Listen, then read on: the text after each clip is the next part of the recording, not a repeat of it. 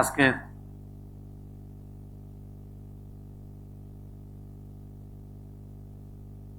জুলাই ২৪ বিপ্লবের শহীদদের স্মৃতির মোড়ক উন্মোচন অনুষ্ঠানের আজকের সম্মানিত সভাপতি বাংলাদেশ জামাত ইসলামীর সম্মানিত আমির, মঞ্চে উপবিষ্ট কেন্দ্রীয় নেতৃবৃন্দ, বিভিন্ন ইসলামিক দলের বিভিন্ন ধর্মীয় নেতৃবৃন্দ, আমার এই দেশের সত্য প্রকাশের বীর সৈনিক সাংবাদিক ভাইয়েরা, শহীদ পরিবারের সম্মানিত সদস্যবৃন্দ, বিভিন্ন পেশার বিভিন্ন শ্রেণীর আজকের এই অনুষ্ঠানে উপস্থিত নেতৃবৃন্দ, আসসালামু আলাইকুম রহমতুল্লাহ বারাকাতুহু।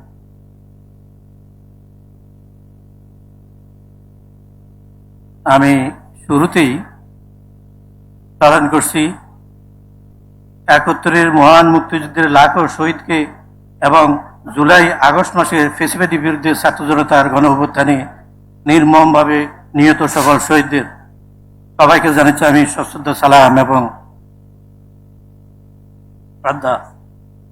আরো স্মরণ করছি পেশি শক্তির বিরুদ্ধে লড়াই করে যারা আহত হয়েছে, হাত পা পঙ্গু হারিয়েছে, পঙ্গুত্ব বরণ করছে, যারা এখনো মৃত্যুর সাথে লড়াই করছে। আমি কৃতজ্ঞতার সাথে স্মরণ করছি আমাদের ভাই বোনদেরকে, আমাদের মা বাবাদেরকে, আমাদের সন্তানদেরকে, যারা এই বিপ্লবে অংশগ্রহণ করে আন্দোলনকে বেগবান করেছে। আমি আরো স্মরণ করছি ওই সমস্ত তরুণ তরুণীদের, যুবক যুবতীদের যারা জীবন বাজি রেখে ৯ দফা ১ দফা নিয়ে স্বৈরাচারী খুনি লুটেরা হাসিনার বিরুদ্ধে দাঁড়িয়েছে, তারা এই দেশকে খুনির হাত থেকে বাঁচিয়েছে, তাকে দেশ থেকে বিতাড়িত করেছে এবং দেশকে, দেশের মানুষকে দ্বিতীয়বার স্বাধীন করেছে। ভাই ও বোনেরা, আমি অত্যন্ত গভীরভাবে স্মরণ করছি ও সমবেদনা জানাচ্ছি ওই সমস্ত পরিবার ও তাদের সন্তানদের যারা মহান আত্মত্যাগের বিনিময়ে আমরা একটি নতুন বাংলাদেশ পেয়েছি, এখানে একত্রিত হতে পেরেছি এবং স্বাধীনভাবে সকলের সামনে কথা বলার সুযোগ পেয়েছি। সম্মানিত ভাই ও বোনেরা, প্রত্যেক জাতির, প্রত্যেক ব্যক্তির কিছু না কিছু ডিপ ইমোশন থাকে। হিটলার মুসলিনের কথা বাদে দিলাম, আমরা ৭১-এর স্বাধীনতা দেখেছি, আমরা শেখ মুজিবের ইমোশন দেখেছি। মাত্র ৩-৪ বছরের মধ্যে কিভাবে এই স্বাধীনতাকে ছিনতাই করা হয়েছে, মানুষের আশা আকাঙ্ক্ষাকে ভুলুণ্ঠিত করা হয়েছে।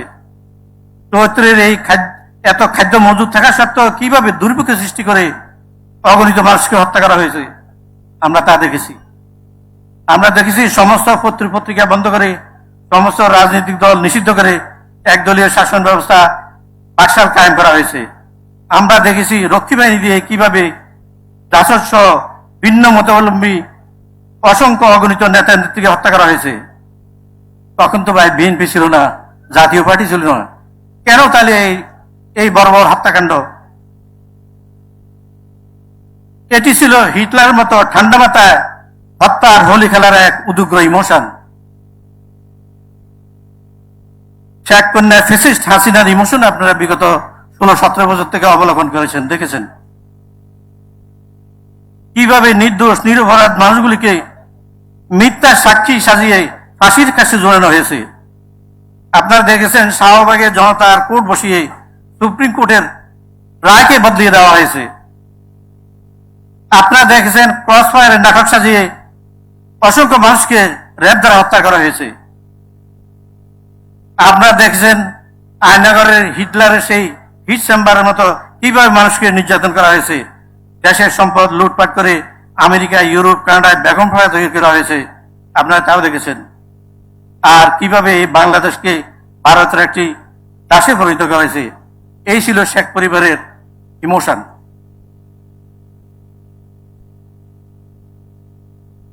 ভাইরা আমার, আমাদের মতো শহীদ পরিবারের, আহত পঙ্গুদের পরিবারের একমাত্র ইমোশন হলো কান্না আর হতাশা। কান্না তো আমরা ইতিমধ্যে দেখতে পাচ্ছেন, আমাদের হতাশা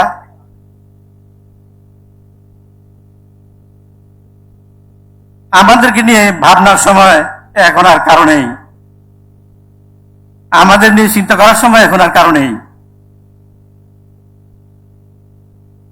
তারা এখন লুটপাট নিয়ে ব্যস্ত, কেউ তাদের 16-17 বছরের বিলুপ্ত প্রায় দল গোছাতে ব্যস্ত, কেউ কেউ আবার এই সরকারকে দ্রুত ব্যর্থ করার, অকার্যকর করার, এককভাবে ক্ষমতা যাওয়ার জন্য দ্রুত নির্বাচন নিয়ে ব্যস্ত। এই লক্ষ্যে তারা স্বৈরাচারী খুনি হাসিনা ও তাকে আশ্রয়দাতা তার ভারতীয় এজেন্ডা বাস্তবায়নের লক্ষ্যে নানাবিধ অপচেষ্টা চালাচ্ছে। আপনারা দেখেছেন বিপ্লবোত্তর এই মাত্র 6-5 মাসের মধ্যেই প্রায় তারা আনসার লীগ, সচিব লীগ, বিচারপতি লীগ, হিন্দু লীগ, পাহাড় লীগ, ইস্কন লীগ সহ নানা নামে বেনামে ব্যানারে আন্দোলন, খুন খারাপি, এমনকি রাষ্ট্রদ্রোহী কাজও লিপ্ত হচ্ছে। এতে করে সরকারের প্রধান কাজ খুনি লুটেরা দুর্নীতিবাজ হাসিনার বিচার, রাষ্ট্র সংস্কারের কাজ চরম বাধার সম্মুখীন হচ্ছে। এর অবস্থায় আমাদের ভাববার সময় তাদের কোথায়, আমরা কার কাছে যাব? তাছাড়া তারা তো ভুলবেই, তাদের তো কেউ জীবন দেয় নাই।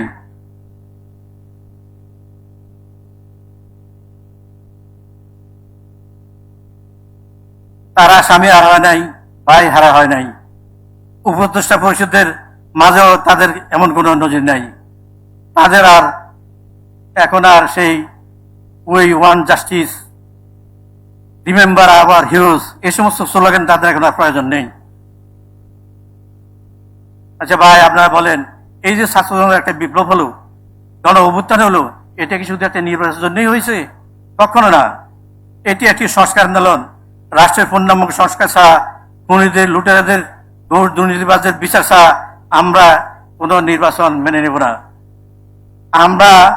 আমি একজন শহীদের পরিবার হিসেবে প্রয়োজনে আমরা আবার আমরা মাঠে নামবো, আমরা আবার রাস্তা অবরোধ করে অনির্দিষ্টকালের জন্য সংগ্রাম করব। আপনারা রাজি আছেন? কোন নির্বাচন নয়, সংস্কার ব্যতীত কোনো নির্বাচন নয়, বিচার ব্যতীত কোনো নির্বাচন আমরা মানি না, আমরা মানব না। আমি আমাদের নেতৃবৃন্দের আমরা করবো, সবাই একযোগে ঐক্যবদ্ধ হবে, আমরা এই বিচারের দাবিতে আমরা ঐক্যবদ্ধ হই। সম্মানিত সুধীবৃন্দ, আমার সময় খুবই কম, আমি শুধু একটা কথা বলতে চাই যে আমরা কোর্ট কাছারিতে কেস করছি, কিন্তু আজ পর্যন্ত 30-35 জনের বেশি আর আমাদের কোন আসামি এখনো ধরা হয় নাই। তাহলে কি হচ্ছে দেশে, রাষ্ট্রে কি হচ্ছে? আমাদেরকে হুমকি দিচ্ছে, আমাদের অনেক ভাই বোনেরা বাড়িতে থাকতে পারছে না, বিচার হচ্ছে না, সংস্কার হচ্ছে না। তাহলে আমরা কি করব? আমরা কোথায় যাব? কার কাছে যাবো আমরা?